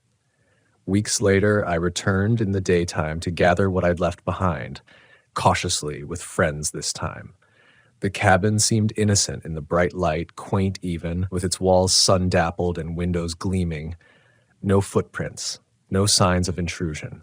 But I could still feel it, the echo of the footsteps, the oppressive awareness of being watched. It taught me something I hadn't realized before. Isolation magnifies more than sound or shadow. It magnifies you, your fears, your mistakes. And sometimes the forest doesn't let you leave without learning the lesson it's meant to teach. I still hike and camp, but I always respect the subtle signs, the instincts, the whispers of unease. And I never ever camp alone in the North Cascades without paying attention to what or who might be walking just behind me. Even after I left the cabin behind, the feeling of being followed clung to me like a second skin. Driving back down the winding mountain roads, I kept glancing into the rearview mirror, half expecting to see a shadow lingering in the misty tree line, moving with quiet purpose. My hands gripped the steering wheel tighter than necessary, knuckles white, and every bump in the road made me flinch. The North Cascades had a way of embedding themselves in your mind, of turning even the familiar into something threatening. By the time I reached the town of Staken, hours later, the tension had eased slightly, replaced by an uneasy exhaustion. I parked near the riverfront and tried to ground myself with something tangible, the sound of people talking, a breeze off the water. But even there, my mind wandered back to the cabin, to the footprints, to the silent observer I had never seen. I stayed in Staken overnight in a small lodge near the docks. Sleep came reluctantly, haunted by fragmented memories. The cabin's creaking walls, the knocks on the window, the slow, deliberate footsteps circling in the mud. I realized how much my imagination had intertwined with reality, blurring the lines between what I had seen and what I feared. Yet there was one certainty: someone or something had been present that weekend, marking me, tracking me. I could feel the weight of that presence even now, miles away. I understood then that fear is a companion you carry long after danger has passed, reshaping how you perceive every shadow, every sound in the forest. The following morning, I returned to the trailhead, cautiously, determined to recover the few items I had left behind in my panic. With friends this time, I felt a sense of safety, yet the forest's oppressive aura was unavoidable. The trees were tall, silent sentinels, and the mist lingered in low pockets like breath trapped in the undergrowth. The cabin looked serene in the daylight, wooden walls warmed by sun, smoke faintly rising from the stone chimney, but the memories were etched into my mind, vivid and unshakable. We moved slowly, scanning the trail and the edges of the woods for signs, but found none. It was as if the forest had closed ranks, erasing the evidence of intrusion, leaving only the psychological imprint of fear. That day, I realized that isolation magnifies more than the senses. It magnifies doubt, regret, and instinct. The footsteps, the knocks, the circling prints, they had become metaphors for my own vulnerabilities, the parts of myself I ignore until forced to confront them. Camping alone in the North Cascades was supposed to be an escape, a return to simplicity, but instead it became a confrontation with the unknown, both external and internal. I understood that the forest does not reveal its secrets willingly. It tests patience, courage, and the ability to listen. It forced me to acknowledge my limits, to respect the warning signs my mind and body had been giving from the start. Even months later, I return in memory to that weekend, replaying it like a dark lesson on loop. Each time I hike in the Cascades, I carry more awareness, more caution, but also a certain reverence for the place itself. It taught me that fear is not merely something to be escaped. It is something to be understood, a signal, a guide. The cabin, the footprints, the slow footsteps that seemed to follow me wherever I went, they were reminders that the forest has its own consciousness, one that measures patience, tests resolve, and insists on humility. And while I still camp and hike, I no longer approach the mountains expecting them to be predictable. I approach with attention, respect, and a readiness to listen, because I have learned that sometimes the most important footprints are the ones behind you, unseen but never forgotten. The forest and the cabin remain a part of me, a silent witness to the tension between curiosity and caution, solitude and vigilance. That weekend changed how I perceive wilderness, how I prepare for it, and how I respond to the subtle cues that life, nature itself, offers. The North Cascades are not merely a destination. They are an experience, a test, a teacher. And sometimes the lessons arrive not through storms or cliffs, but through quiet footsteps that trace your path, reminding you that the wilderness has always been more than a backdrop. It is alive, aware, and when necessary, insistent. Even now, whenever I hear the soft crunch of leaves underfoot or the distant tap of a branch, I am reminded of that weekend, the tension, the fear, and the ultimate realization that respect and awareness are the only true companions in the forest. The memory of the cabin trail remains vivid. The oppressive mist, the echoing footsteps, the feeling of being watched. But it also remains empowering. I survived, I learned, and I carry forward the lesson that being attuned to instinct is not weakness. It is the finest tool for navigating both wilderness and life. Fear, I learned, is a signal, and sometimes paying attention to it is what saves you. By the time I finally left the North Cascades behind, I understood something I hadn't before. The forest doesn't just challenge your body, it challenges your mind and your trust in yourself. Driving down the winding roads, the mist curling off the mountainsides like tendrils reaching for the van, I replayed every moment, the knocks, the circling footprints, the footsteps that matched mine on the trail. At first, it was panic that drove me, the need to escape. But gradually, that panic gave way to reflection. I realized the forest had forced me to confront instincts I had long ignored, to acknowledge that fear is not a weakness, but a signal that demands attention. Weeks later, I returned to the cabin, this time with two close friends who were familiar with backcountry hiking. The sunlight cut through the trees in golden shafts, painting the cabin in warmth and calm, erasing the menacing shadows of memory. We approached carefully, scanning for any sign of intrusion, but the mud was undisturbed, the porch empty. It was almost peaceful. But I knew better than to trust appearances. I moved deliberately, noting every detail, listening for subtle sounds, learning to read the forest in a way I hadn't the first time. The experience had taught me vigilance, humility, and a strange kind of respect. The footsteps, real or imagined, had left their mark, not just on the earth around the cabin, but on my mind. That day, standing on the porch with the wind brushing against my face, I realized the lessons weren't just about fear or survival. They were about awareness, about recognizing the invisible forces in any environment, the instincts, the signals, the subtle warnings we often ignore. The forest had forced me to pay attention to what I might otherwise dismiss, and in doing so, it revealed something deeper about myself. That courage isn't the absence of fear, but the ability to move forward despite it. Even the haunting presence that had followed me that weekend became part of that lesson. I didn't need to understand it fully. I only needed to respect it, and to respect my own intuition. Driving away that second time, I carried a sense of calm that had been absent the first weekend. The mountains loomed in the distance, formidable yet beautiful, but the anxiety that had gripped me was gone, replaced by quiet understanding. I knew the forest was alive in ways I might never fully comprehend. Its lessons were subtle, often delivered through silence, through footprints in mud, through the echo of footsteps that might not belong to anyone. I had learned to listen, to read, and to respect the signals around me. And while the memory of those footsteps will never fully fade, it now serves as a reminder not of terror, but of growth. Back home, I reflected on that weekend countless times. I thought about isolation, vulnerability, and the tension between curiosity and caution. The North Cascades taught me that fear can be a guide if we allow it to be, that solitude reveals truths about ourselves, and that nature is both a mirror and a teacher. The footprints behind me, the taps on the window, the circling steps, they had been frightening, yes, but they had also been instructive.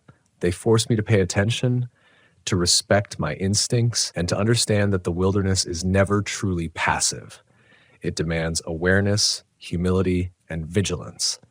And in acknowledging that, I found a new kind of empowerment, a recognition that I could face the unknown and return with insight, not just fear. Now, whenever I hike or camp, especially in the North Cascades, I carry that awareness with me. I pay attention to the smallest signs, to the sounds and movements that might seem insignificant. I respect the forest as I would a teacher, sometimes stern, sometimes silent, but always present. The memory of that cabin trail and the footsteps behind me is no longer a source of terror, but a reminder of the lessons I learned the hard way: to trust instincts, to remain vigilant, and to understand that fear, when acknowledged and respected, can be a guide rather than a prison.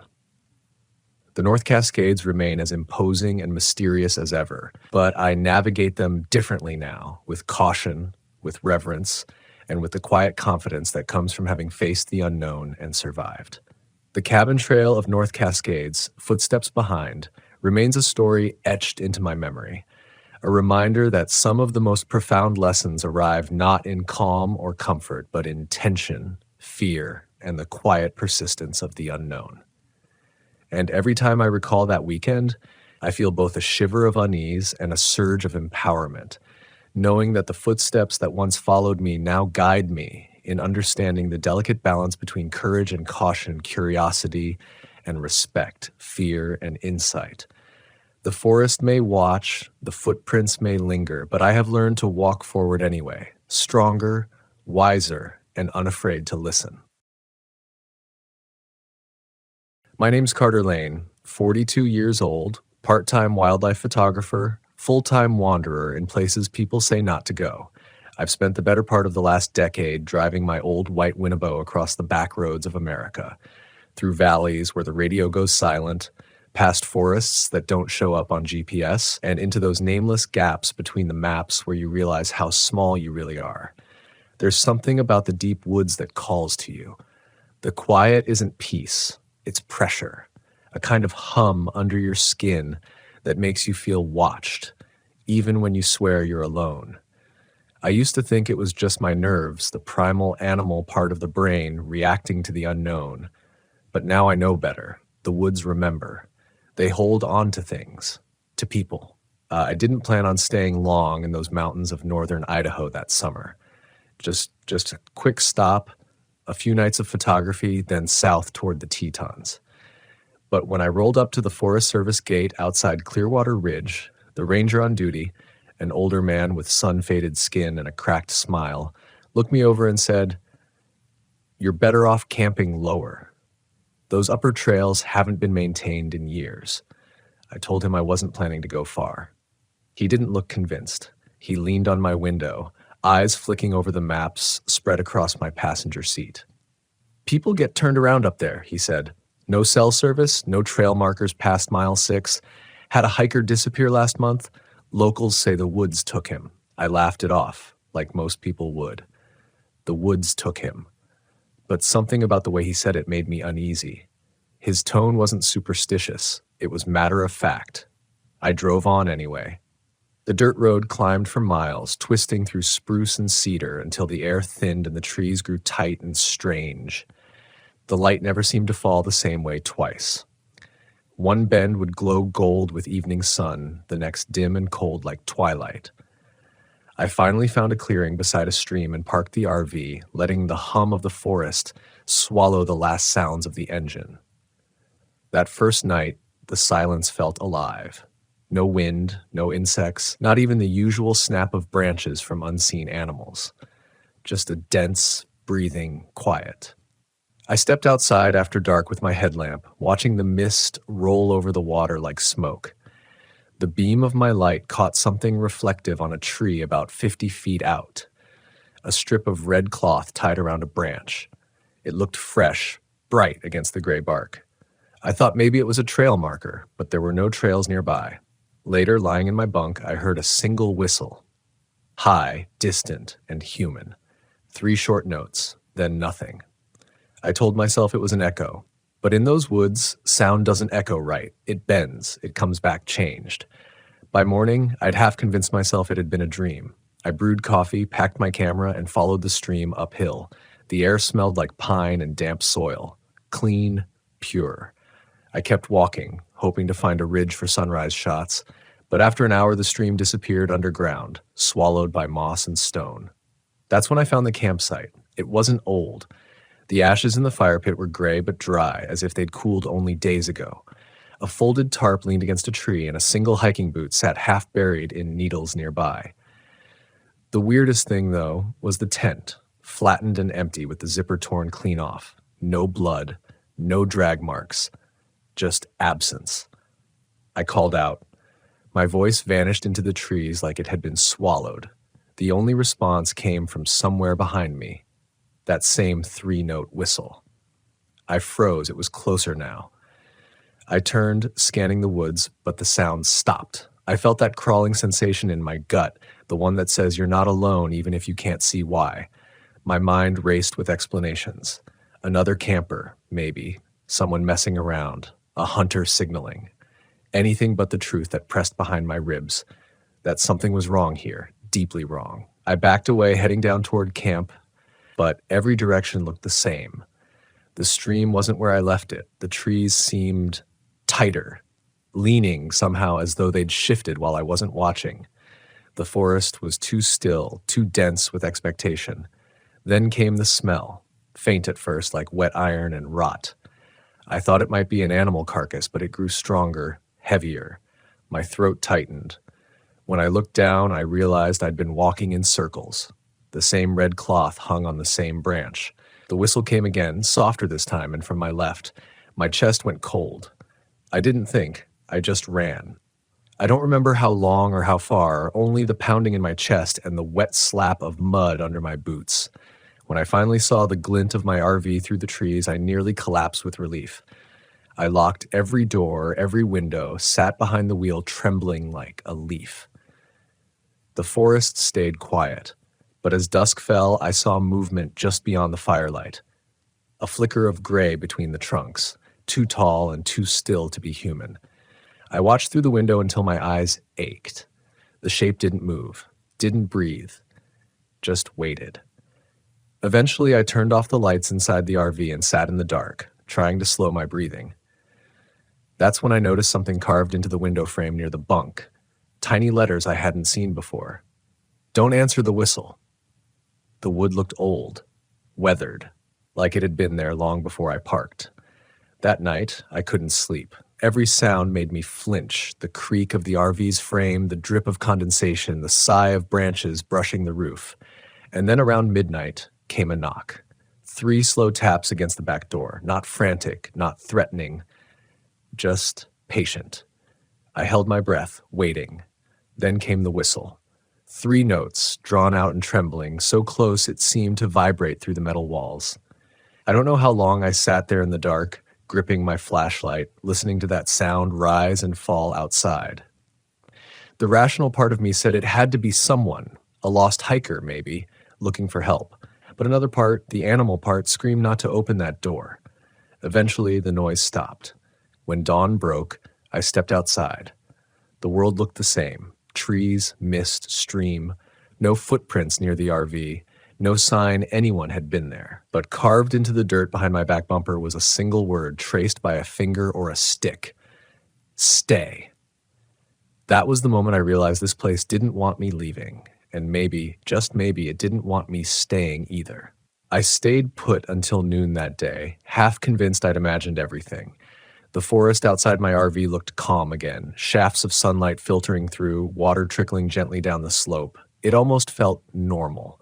But normal isn't how the deep woods work.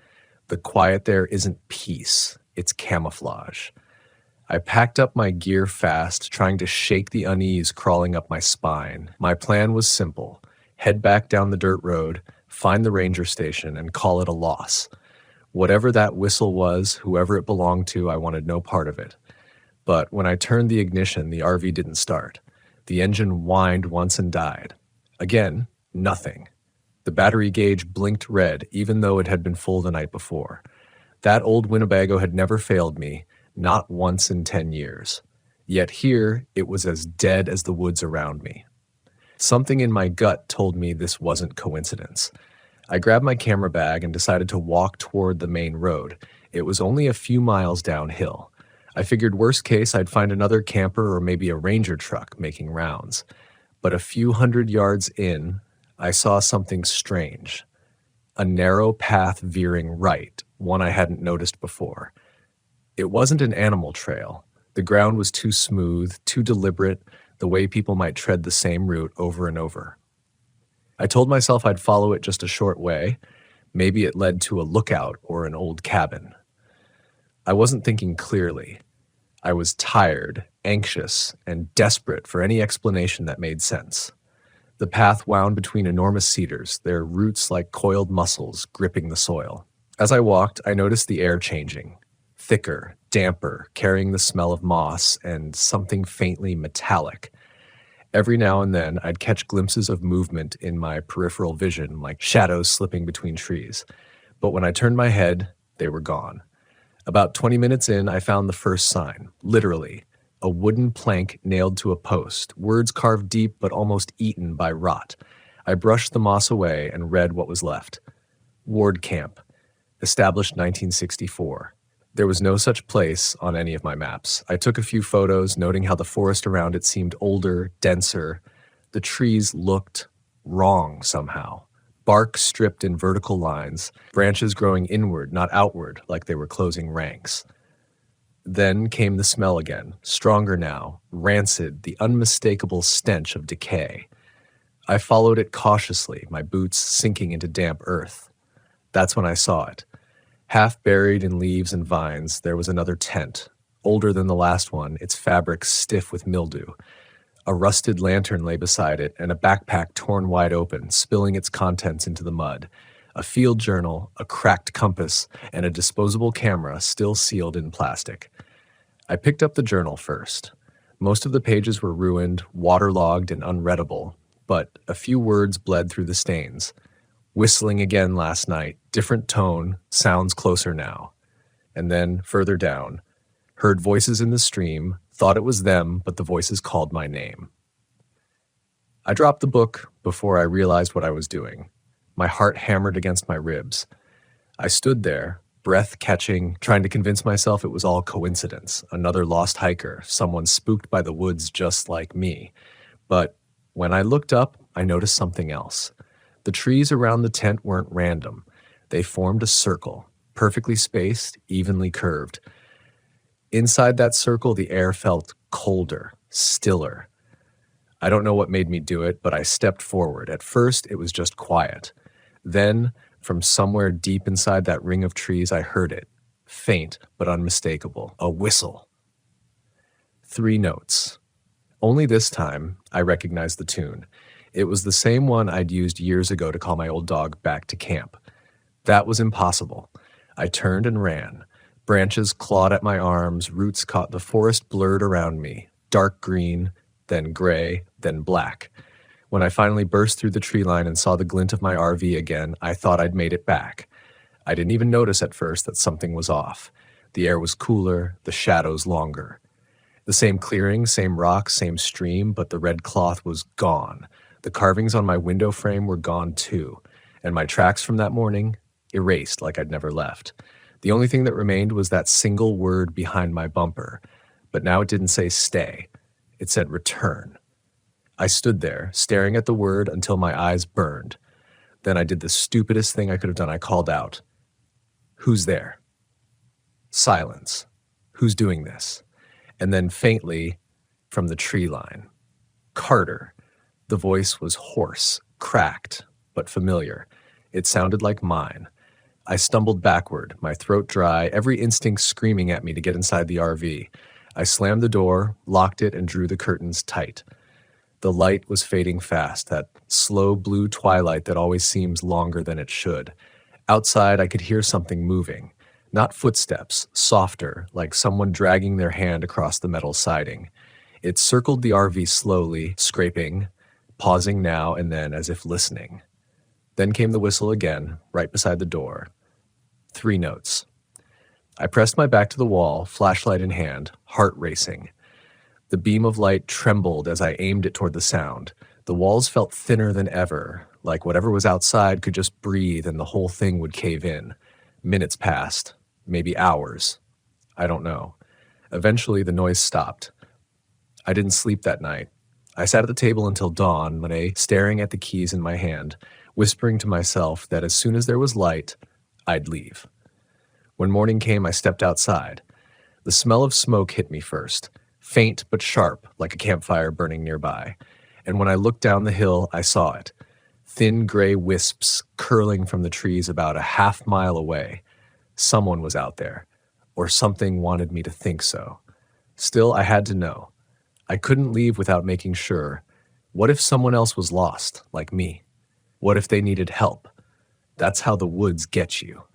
They use your empathy against you. I packed my camera, a bottle of water, and a knife and started down toward the smoke. The further I walked, the quieter it got. Even the birds stopped singing. The air felt thick again, heavy with moisture and something else I couldn't name. Then I heard it, faint laughter. It sounded like a child. And just ahead, between the trees, I saw movement. A figure in a red jacket, small, maybe 12 or 13, standing near the source of the smoke. I called out, "Hey, are you okay?" The figure turned and smiled. It was the same boy I'd seen missing on the ranger's bulletin board 2 days earlier. Same freckled face, same dark eyes. Only those eyes didn't look human anymore. He lifted his hands slowly and pointed behind me. I turned, and for a split second I thought I saw myself, standing in the shadows, watching. Then everything went black. When I came to, it was dusk again. My head throbbed, and the ground beneath me was damp with pine needles and mud. The forest was eerily still. that kind of stillness that hums in your ears like pressure before a storm. I blinked, trying to remember how I'd gotten there. The boy, the smoke, the whistle, but everything felt like it had been pulled apart and rearranged inside my mind. The first thing I noticed was the smell. Smoke, yes, but mingled with something else, burnt hair and wet soil. I pushed myself up, my palms sinking into the soft earth, and looked around. The campfire I'd seen before was gone, just a circle of ash and the faint outline of footprints. Small, bare footprints. I reached for my camera bag. Gone. My knife, gone. My water bottle, gone. Even my watch was missing from my wrist. My pulse spiked as I realized the only thing still with me was a folded slip of paper in my shirt pocket. My hands trembled as I unfolded it. It was the same handwriting as the message carved on my RV. Same rough scrawl. You've been here before. I wanted to laugh, but it came out as a cough. My throat was raw, like I'd been shouting for hours. The trees around me felt closer now, their trunks pressing in, their roots curling like fingers under the surface. I tried to pick a direction, any direction, and started walking. The light faded fast. Dusk in the forest doesn't linger. It drops like a curtain. The temperature plummeted too, and within minutes my breath fogged in the air. Every step I took echoed faintly, not from the ground, but from somewhere deeper, as if the forest itself was mimicking my movements. Eventually I stumbled upon something that stopped me cold. A clearing. Not my camp. Not exactly, but close. The same type of trees, the same stream curving along the edge, even the same boulder with moss creeping over its side. Only my RV wasn't there. Instead, in its place, sat another Winnebago. Older. Rusted, windows shattered, door hanging open, and across its side, painted in flaking white letters, was a name. C. Lane. My stomach dropped. I moved closer, my legs shaking, every nerve screaming that this wasn't real, couldn't be. The vehicle was nearly identical to mine, right down to the dent near the back bumper. I peeked inside through the cracked door. The interior was half collapsed, but I could still make out the layout. The bunk, the kitchenette, the tiny fold-out table. And on that table, half buried in dust, sat a photograph. It was a picture of me, or at least someone who looked like me. Same face, same hair, same tired eyes. But in the photo, I was standing in this very clearing, smiling with one hand raised like I'd just set up camp. Behind me, pinned to the same boulder, was a red cloth fluttering in the breeze. I backed away fast, nearly tripping over a root. The forest tilted around me, everything moving slightly out of sync with my vision. For a moment, I thought I heard the faint sound of static, like a radio signal buried in white noise. Then came the voice, low, almost whispering. Don't leave this time. The words weren't from one direction. They came from everywhere, the trees, the air, my own head. I spun in place, flashlight beam cutting through the dark. That's when I saw it, a shape half hidden behind the trees, tall and gaunt, its skin the same gray-green as the bark. It didn't move, didn't breathe. It just watched. The beam flickered once, twice, and died. I ran. Branches tore at my face, my lungs burned. I didn't care where I was going, I just needed distance, space, anything. But no matter how far I went, the forest didn't change. The same bend of the stream, the same fallen log, the same trees leaning inward, their silhouettes like figures closing in. At some point, I must have started shouting, "Help! Someone!" But the words sounded wrong in my ears. Distant, as if I was hearing them from somewhere else, replayed on delay. Then, through the chaos, a light appeared ahead. Small, steady, warm. I stumbled toward it, half blind with exhaustion. It was a lantern hanging from a branch, and beneath it, an old wooden sign. Ward Camp. Established 1964. I laughed, the sound brittle and hollow. I'd made a full circle. I was back where I started. Or maybe I'd never left. The whistle came again, faint, right behind me. 3 notes. I turned, and there he was. The boy. Same red jacket, same stillness. Only this time his face was different, older, stretched, skin pale as ash. His eyes glimmered faintly like wet stone. He tilted his head and whispered, "You didn't listen." And then, from behind him, more shapes began to emerge. A woman in torn hiking clothes, a man in a ranger's hat, an older couple holding hands. All of them pale, silent, their mouths slightly open as if trying to breathe. Their eyes empty. I stumbled backward, but there was nowhere to go. They moved in unison, slowly, slowly, soundlessly. I could hear their clothes rustling, but their feet made no sound on the ground. I backed into the signpost, heart pounding so hard I thought my chest would split. "Stay with us," the boy said. The air shifted. The trees bent slightly forward, branches groaning like ancient bones. I felt something brush my arm. Cold, damp, like fingers made of mist. My body went numb. "No," I whispered. "No, no, no." The ground beneath me trembled, and for a second, the forest itself seemed to inhale. The lantern's flame flared, then went out, plunging everything into blackness. And from somewhere deep within that dark, the forest spoke again. Not a voice this time, but a vibration that filled my skull. You've been missing too long to remember leaving." I woke up to sunlight streaming through the windshield of my RV. Birds chirped outside. The hum of insects was back. Everything looked normal again. For a long time, I sat there, just breathing, trying to convince myself it had all been a nightmare. My watch was back on my wrist. My camera bag sat by the door. Even the keys were in the ignition. When I turned the engine, it started on the first try. Relief hit me so hard I almost cried. I backed out of the clearing, dirt crunching under the tires, the trees parting slowly as I made my way downhill. But before the forest disappeared in my rearview mirror, I saw something that made my blood run cold. There, tied around a low branch, was a strip of red cloth, and next to it, a wooden sign half hidden in the brush. "Ward Camp, established 1964, the exact same one. Only this time," beneath it, someone had scratched fresh words into the wood. "Missing since July 1973, Carter Lane." I should have driven straight out, should have hit the highway and not looked back. But when you see your own name carved into a decades-old sign, something inside you breaks.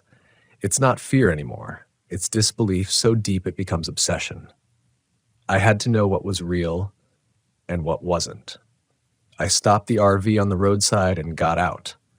The air was sharp and still, the kind of silence that presses against your skin. I walked back toward that weathered sign, the letters half swallowed by moss. I ran my fingers over the wood. Missing since July 1973. I wasn't even born in 1973. That's when I noticed it.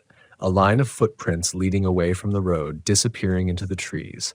Bare feet, adult-sized. They sank deep into the soft soil like whoever made them was carrying a heavy burden, or had been walking for a very, very long time. Something in me said, "Don't follow." But something else whispered, "You already are."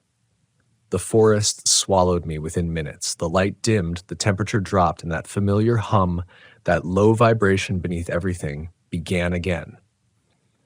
It wasn't in the air this time. It was inside me. Like the woods were using my heartbeat as a drum, the footprints led to a clearing I hadn't seen before.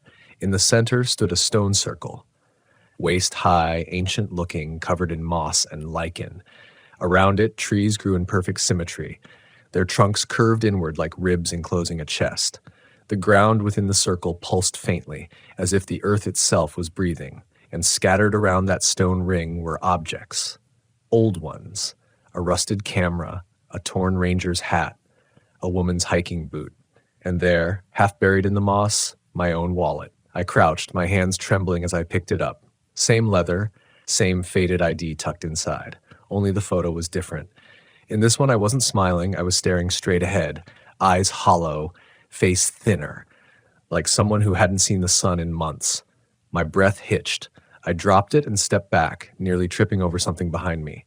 I turned and saw the boy again.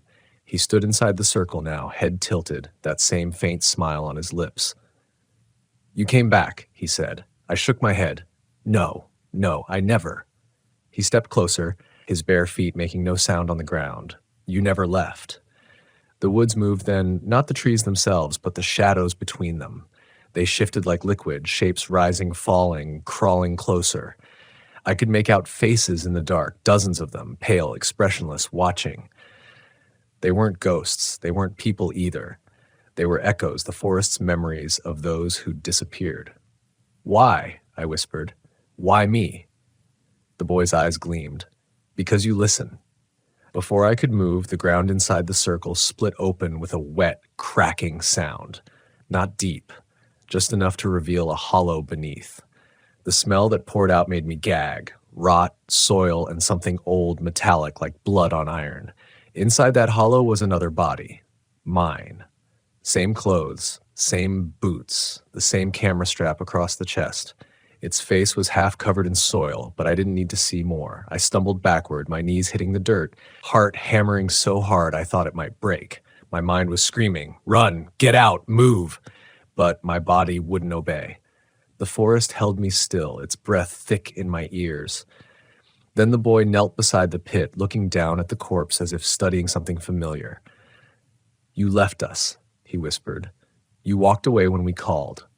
He turned to me, voice soft. "Now you have to take your place." I ran. I didn't think. I just turned and tore through the trees, branches whipping across my face, lungs burning with every gasp. The forest around me blurred into streaks of green and gray. The sound behind me was all wrong. Not footsteps, but a rhythmic pulse, a low heartbeat matching mine. I burst through the underbrush onto the dirt road and saw the RV waiting where I'd left it. I threw the door open, jumped inside, and slammed the lock. My hands shook so badly I could barely start the engine. It roared to life. Thank God. And I slammed it into gear, tires spitting gravel as I sped down the narrow road. The trees closed in on both sides, their branches scraping the roof like fingernails. The whistle followed me, faint at first, then louder, echoing through the woods until it drowned everything else out. 3 notes, over and over, calling me home. I kept driving. I didn't care where the road led. I just needed distance. But as I looked out the windshield, something felt off. The trees ahead were identical to the ones behind.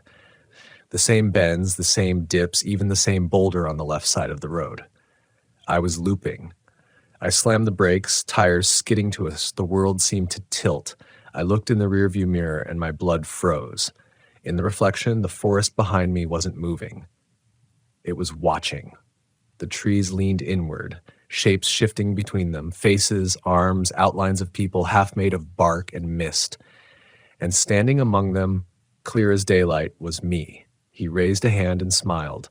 The whistle stopped, and for a long time, there was only silence. Then a voice, my own, whispered from the radio speaker. "You're almost home, Carter." The road ahead brightened as if dawn had broken. I pressed the pedal and drove toward it, toward that thin line of gold that looked like escape. The forest thinned, and for a moment I could see open sky again, blue and endless. I laughed out loud, tears stinging my eyes. I was out, I was free. But then, as I passed the next bend, the trees closed in once more. The road curved, and there it was, the same clearing, the same stream, the same red cloth hanging from the branch. Only this time my RV was already parked there. Engine off, door open. I stepped out slowly, heart in my throat. The other me sat by the fire, smiling like an old friend. "You made it," he said. "Took you long enough." I wanted to scream, to run, to wake up from whatever nightmare this was. But as I looked down, I saw dirt caked under my fingernails. The same wallet I'd found earlier now sat in my pocket, and the whistle, that 3-note tune, was humming softly between my teeth without me even realizing. The other me leaned forward, eyes dark and hollow. "The woods don't take people," he said. "They keep them." And as the sun dipped behind the ridge, the forest began to whisper again. 1,000 overlapping voices, all saying the same thing. Welcome back. I don't know if anyone will ever find this recording. Maybe it'll be discovered inside a rusted RV decades from now. Maybe someone else will follow the red cloth and think they're the first to wander these woods. But if you're hearing my voice, if you ever find yourself deep in the wild and someone whistles your name, don't answer.